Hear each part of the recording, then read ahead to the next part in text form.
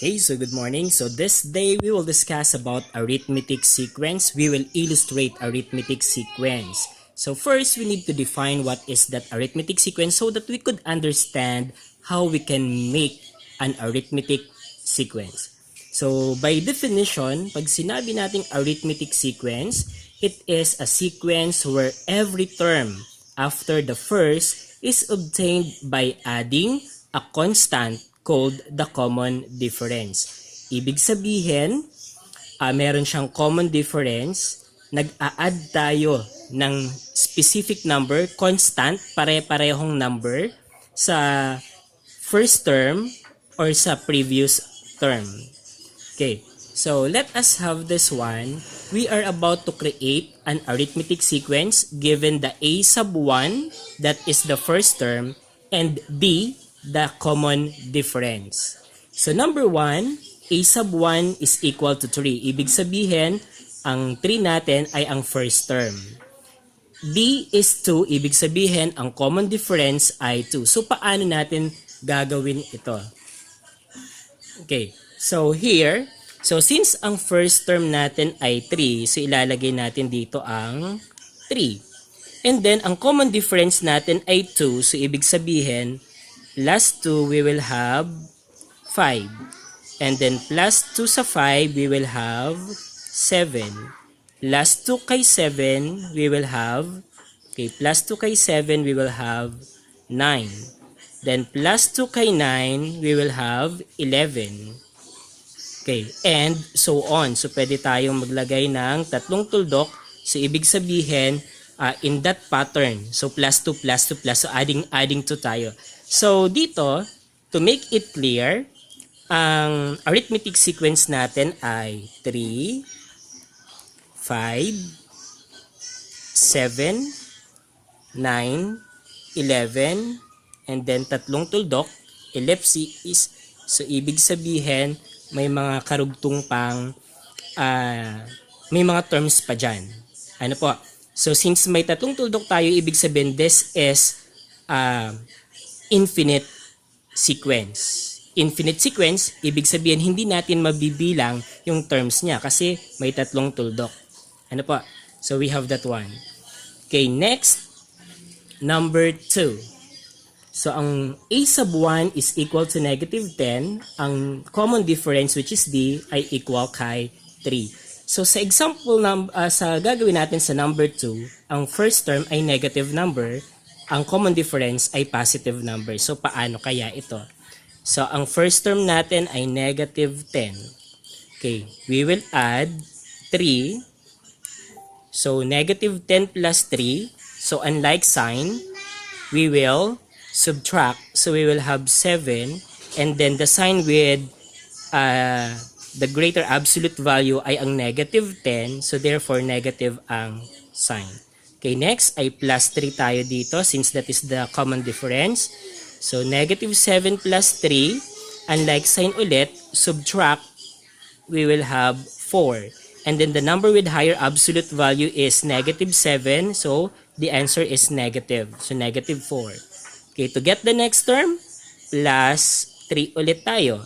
So, negative 4 plus 3, unlike sign, subtract, we will have 1.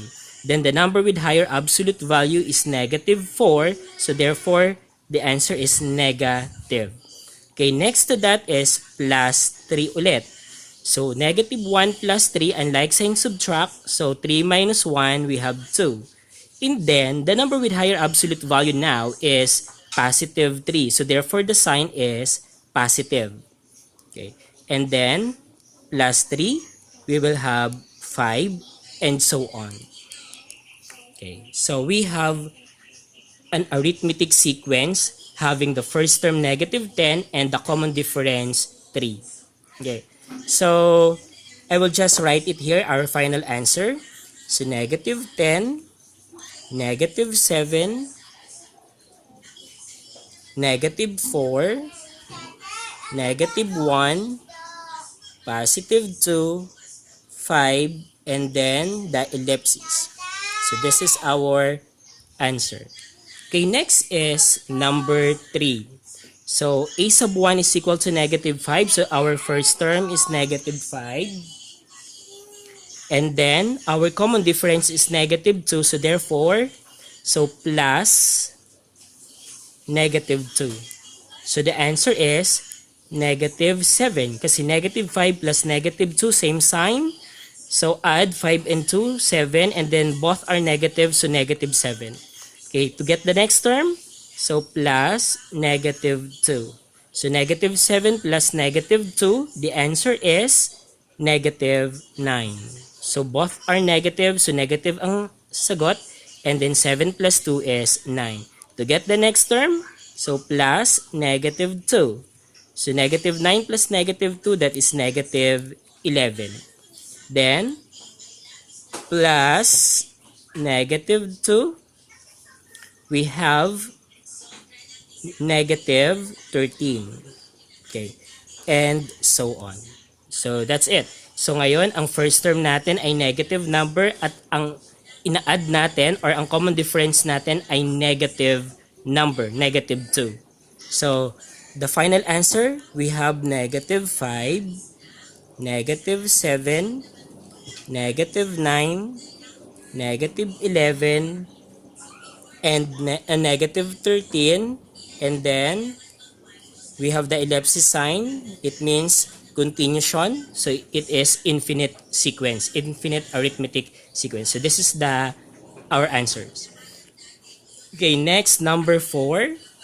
So try natin ang number 4. The first term is the a sub 1 is 5 and then the common difference is negative 3. So it means the first term is 5. And then to find the next term, so we will add negative 3. So 5 plus negative 3, unlike sign subtract, so we have 2. Then find the number with higher absolute value. It is positive 5. So therefore the answer is positive 2. Okay, next, add a common difference which is negative 3. Unlike sign subtract, so 2 plus we are about to subtract the number. So 3 minus 2, we have 1. And then the number with higher absolute value is negative 3. So therefore, negative is the answer. To find the next term, so plus negative 3. So negative 1 plus negative 3, the answer is negative 4. So both are negative. So we will copy the sign and then add the absolute value, which is 4. So negative 4 is the answer. To find the next term, so plus negative 3. So negative 4 plus negative 3, same sign. So it is, so add 7 and then the signs are negative. So the answer is negative. Okay, and so on. Okay, so our final answer is 5, 2, negative 1, negative 4, negative 7. Okay, so we have that.